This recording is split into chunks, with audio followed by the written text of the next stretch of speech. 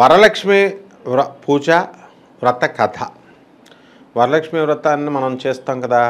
ఎప్పుడు చేస్తాం? శ్రావణ మాసం వచ్చింది.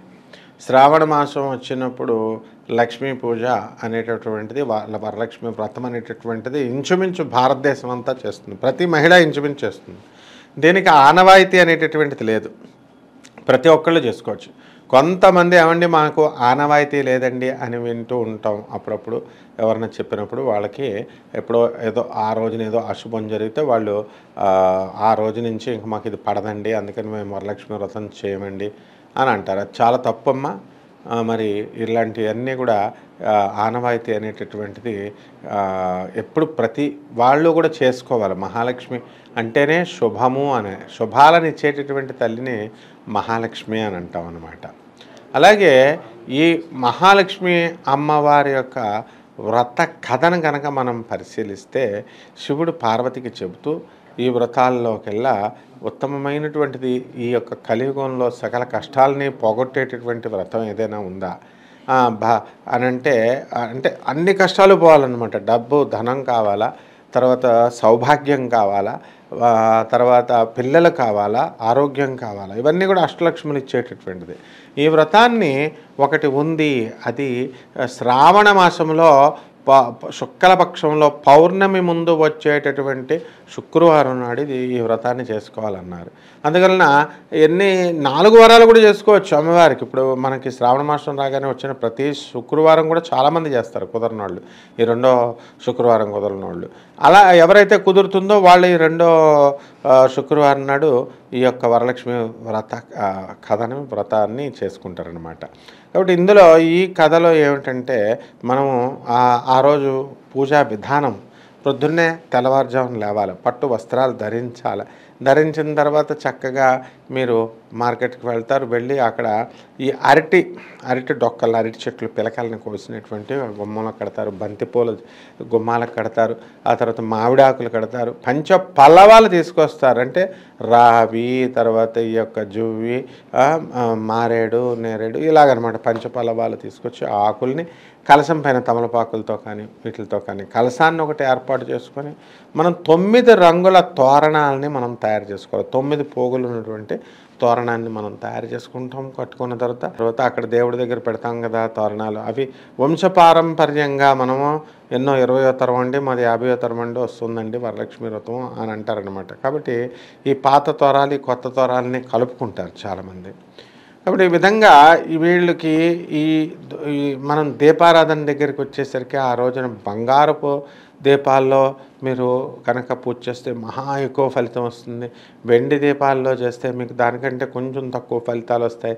ఇత్తడి దీపాల్లో, రాగి దీపాలలో చేస్తే ఏమి రావు.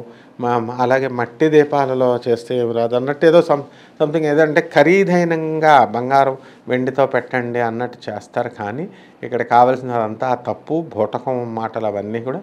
మహాలక్ష్మి తల్లి అంత సింప్లిసిటీ అంటే ఆమె మనకిచ్చేది మనకి వైభవాన్ని ఇస్తుంది. ఇప్పుడు ఒక తల్లి ఉంటుంది, ఆ తల్లి తను ఎలాంటి బట్టలు వేసుకున్నా కూడా తన కొడుకు కానీ తన కూతురు కానీ హుందాగా ఉండాలని చెప్పి పట్టు బట్టలు కుట్టిస్తుంది. చిన్నప్పుడు పట్టు పరికిణీలు, వీళ్ళకి ఫ్యాన్సీ డ్రెస్సులు కుట్టించి చక్కగా వాళ్ళకి బంగారమాన్ని అలంకారం చేసుకొని మురిసిపోతూ ఉంటుంది తల్లి పాపిడిని అట్లా. కానీ ఆమె అలంకారం చేసుకోదు, మీరు గమనించండి ఇదే. అలాగే మహాలక్ష్మి అమ్మవారు కూడా వైభవాన్ని మనకు కల్పించే తల్లి ఆమె. అంతేకాని ఆమె తీసుకోదన్నమాట వైభవంగా. అందువల్ల మట్టి ప్రమిదలో పెట్టినటువంటి పేదవాళ్ళైనా సరే ఆ యొక్క పూజను కనుక భక్తి శ్రద్ధలు కనుక చాలా ఎక్కువగా చూపించినప్పుడు ఆ అమ్మవారి ప్రసన్నం అవుతుందన్నమాట. అంటే మన ఇంట్లో కేవలం మన దగ్గర ఉన్నాయని చెప్పి ఎగ్జిబిషన్ కోసం అని చెప్పి వెండి లేకపోతే ఈ గోల్డ్ దీపాలు పెట్టడం, వాట్సాప్ ఫోటోలు తీయడం, అసలు దేవుడి పూజల మీద అసలు కాన్సన్ట్రేట్ చేస్తున్నారు. అసలు ఈ వాట్సాప్ ఫోటోలు గోరంటి మధ్యలో అసలు వాట్సాప్ ఫోటోలు తీయడము, స్టేటస్ల్లో పెట్టుకోవడము, ఇవన్నీ చేస్తే లక్ష్మీదేవి రాదమ్మా. ఎందుకంటే మీ కాన్సన్ట్రేషన్ పోతుంది. ఈ విషయాలన్నీ కూడా మా గురుగారు అయినటువంటి చాగంటి కోటేశ్వరరావు గారు అనేకమైనటువంటి సందర్భాల్లో చెప్పారు. పాపం ఆయన తన 40 సంవత్సరాల మహాప్రస్థానంలో ఆయన చెప్పుకుంటూనే వస్తున్నారు ప్రతి ఉపన్యాసంలో. ఈ బంగారపు దీపాల్లో పెడితే రాదు. మహాలక్ష్మీదేవి వెండి దీపాలు పెట్టాల్సినటువంటి అవసరం లేదు. అలాగే మట్టి దీపంలో పెట్టినా వస్తుంది.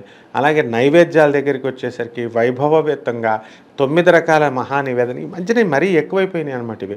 9 రకాల నైవేద్యాలు పెట్టాలా, 9 రకాల పళ్ళు పెట్టాలా, 9 రకాల పుష్పాలు పెట్టాలా, 9 రకాల జాకెట్లు పెట్టాలి. ఇవన్నీ ఎగ్జిబిషన్ కోసమే, మా దగ్గర డబ్బులు ఉన్నాయని, మా దగ్గర మేము చేస్తున్నామని తప్పది. మా గురువుగారు ఎప్పుడు కూడా సింపుల్గా ఉండమంటారు. చాగంటి కోటేశ్వరరావు గారు సింపుల్గా చేసుకోండి. మా నిరుపేదలు కూడా వాళ్ళకి మహాలక్ష్మి కటాక్షం వస్తుంది.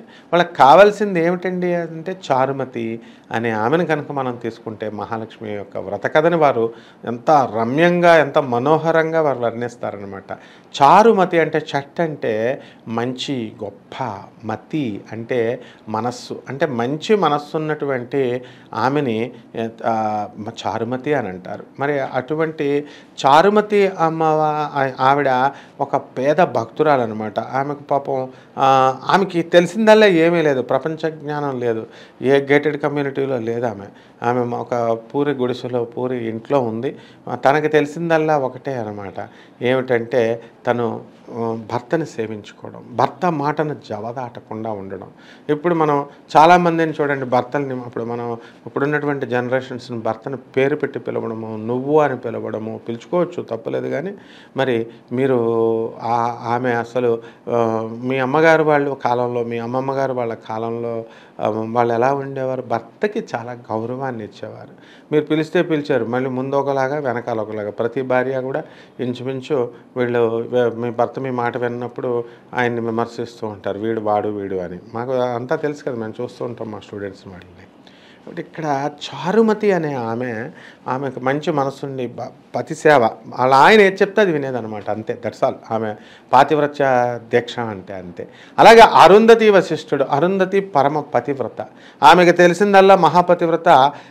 అరుంధతి చేసిందల్లా ఈ యొక్క భర్త మాట వినడం. అనసూయ, అత్రి మహర్షులు, వాళ్ళని కూడా తీసుకోండి. అనసూయమ్మకి తెలిసింది పాతివ్రత్య దీక్షతోనే ఆమె సూర్యుడిని అటు నుంచి ఇటు రాకుండా ఈ అరుంధతి అమ్మవారు, అనసూయ అమ్మవారు, సావిత్రులు వీళ్ళంతా చేశారు. అంటే ఈ పతివ్రత శిరోమణులంతా కూడా ఏంటంటే వాళ్ళు భర్తల మాటలు విన్నారు, భర్తకు ఎదురు చెప్పాలి, డైవర్స్ నోటీసులు ఇవ్వలేదు, కొట్లాటలు లేవు. కాబట్టి అటువంటి ఆమె పట్ల మహాలక్ష్మి తల్లికి ఒక రోజున కరుణ వస్తుంది. కరుణ వచ్చి ఏం చేస్తుంది, చక్కగా ఈ యొక్క కళలోకి వచ్చి ఈ యొక్క శ్రావణ మాసం శుక్లపక్షంలో వచ్చేటటువంటి పౌర్ణమి నాటి ముందు వచ్చేటటువంటి శుక్రవారం నాడు నువ్వు నా వ్రతాన్ని చేసుకో, నువ్వు అడిగినవన్నీ కూడా నేను ఇస్తాను అని అభయమిస్తుంది. అప్పుడు చారుమతి ఏం చేస్తుంది, ఇది లేచి తన భర్తగా చెప్తుంది. చూసారా, పాతివ్రత్య లక్షణం అది. తన భర్తకు చెప్పగానే ఆయన ఏం చేస్తాడు, సరే అయితే చేసుకో అని చెప్తాడు.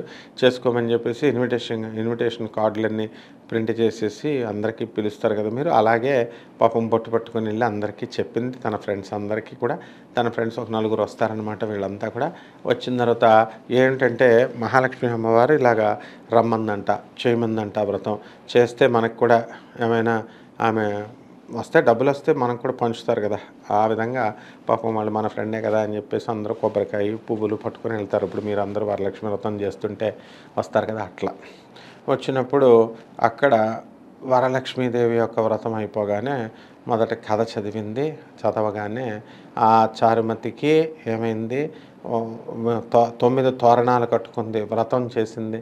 మహాలక్ష్మి వైభవాన్ని, మహిమని ఆ తర్వాత వినేసరికి ఫస్ట్ ఏమైంది, వాళ్ళ గల్లును ఆమె గజ్జలు, కాళ్ళకి గజ్జలు వచ్చేసి బంగారపు గాజులు వచ్చేసినాయి, ఒంటి మీద ఆభరణాలు. కథలో ఒక్కొక్క చాప్టర్ చదివేసరికి మొత్తం మీద ఒక్కొక్క హారతి ఇచ్చేసరికి ఇలా వచ్చేసరికి మొత్తం రెండోది అయ్యేసరికి ఇల్లంతా కూడా బంగారంగా అయిపోయింది. వచ్చిన వాళ్ళకంతా కూడా రథాల మీద ఆమె గుర్రాల బండి మీద చక్కగా తీసుకెళ్ళి దింపుతుంది. వాళ్ళ ఫ్రెండ్స్ అందరికీ, వచ్చిన వాళ్ళందరికీ అంత ఐశ్వర్యంతో మహాలక్ష్మి అమ్మవారు ఆశీర్వదించింది. అందువల్లనే మా గురువుగారు అయినటువంటి చాగంటి కోటేశ్వరరావు గారు ఏం చెప్తారంటే, ఓం చెంచలాయ నమః. లక్ష్మీదేవి నిలబడాలి అంటే ముందు భార్యాభర్తలిద్దరూ కూడా కీచులాడుకోకూడదు. ఎప్పుడైతే భార్యాభర్తల మధ్య గొడవలు జరుగుతున్నాయో అటువంటి ఇంట్లో నేను ఉండను అని చెప్పి లక్ష్మీదేవి వెళ్ళిపోతుందంట. వెళ్ళిపోయి అందువల్ల చెంచల అయిన కరెన్సీ అంటే ఏంటండి? కరెన్సీ అంటే మనం ఫ్లో అవ్వడం, పైసలు ఫ్లో అవ్వడం. కాబట్టి ఇక్కడ ఈరోజు మన చేతిలో లూజర్ అండ్ ద గెయినర్. ఈరోజు మన చేతిలో ఉన్నటువంటి రూ. 100 రేపొద్దున్న అవతల వాడి చేతికెళ్తుంది. కరెంట్ ఫ్లో అవుతుంది. దాన్నే మహాలక్ష్మి అన్నారు. లక్ష్మీదేవి అంటే క్రియాశక్తి. అందువలన చాలామంది ముఖ్యంగా ఈ యొక్క నేను మహాలక్ష్మి పూజ చేస్తున్నానండి, మహాలక్ష్మి వ్రతం చేస్తున్నానండి, గురువుగారు నేను చాలా అప్పుల్లో ఉన్నానండి అని చెప్పేసి వాళ్ళు నాకు పరిష్కార మార్గం ఏమైనా చెప్పండి, రెమెడీస్ ఏమైనా చెప్పండి అని చెప్పేసి అడుగుతూ ఉంటారు. మా గురువుగారు ఇప్పుడు మేము గురువుల దగ్గర మేము చాగంటి కోటేశ్వరరావు గారు, మరి గరికపాటి నరసింహారావు గారు, వద్దిపతి పద్మాకర్రావు గారు, సామవేదం షణ్ముఖ శర్మ గారు, వీళ్ళంతా కూడా మా గురువులే, పాత తరం గురువులు. పురాణమంట రాధాకృష్ణమూర్తి గారి దగ్గరికి వీళ్ళంతా కూడా వేద సామ్రాట్ రేమళ్ళ సూర్యప్రకాశ్ శాస్త్రి శిష్యుడిని నేను.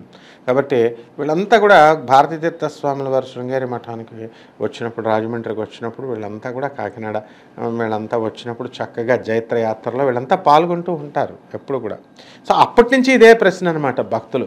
ఏమండి మేము ఏమైనా రెమెడీస్ ఉన్నాయండి, మంచి సకల కష్టాల్లో ఉన్నామండి, చాలా బాధల్లో ఉన్నామండి అంటారు. ఈ మధ్య కాలంలో యూట్యూబ్ ప్రపంచం విజృంభించిన తర్వాత అప్పుడు మనకి ఈ రెమెడీస్ అనేటటువంటివి వచ్చేసినాయి అనమాట. దానివల్ల ప్రతి సమస్యకి పాపం వాళ్ళకి ఏమీ రెమెడీస్ చెప్పేవారు కాదు. కాబట్టి చక్కగా మనం మనస్ఫూర్తిగా పూజించడము, భక్తితో అమ్మవారిని హారతిచ్చుకొని ఆ యొక్క శ్రద్ధగా చేసుకున్నప్పుడు మహాలక్ష్మీదేవి ఎంత కరుణిస్తుందంటే అపారంగా కరుణిస్తుంది. చెంచలాయ నమః అన్నారు. అందులో జాగ్రత్తగా కనుక ఉండకుండా కీచులాడుకుంటూ ఉంటే అమ్మవారు వదిలి వెళ్ళిపోతుంది. మరి అమ్మవారు తిరుచానూరు వెళ్ళిపోలేదా? మహాలక్ష్మి అలివేలు మంగమ్మ తల్లి కొల్హాపూర్ వెళ్ళిపోలేదా వైకుంఠం నుంచి డైరెక్ట్గా? ఇవన్నీ కూడా గురువుగారు చెప్పిన పద్ధతుల్లో మీరు చేసుకోండి. వరలక్ష్మి వ్రతాన్ని బ్రహ్మాండంగా మీకు ఆ మహాలక్ష్మి తల్లి యొక్క కరుణా కటాక్షాలు లభిస్తాయి.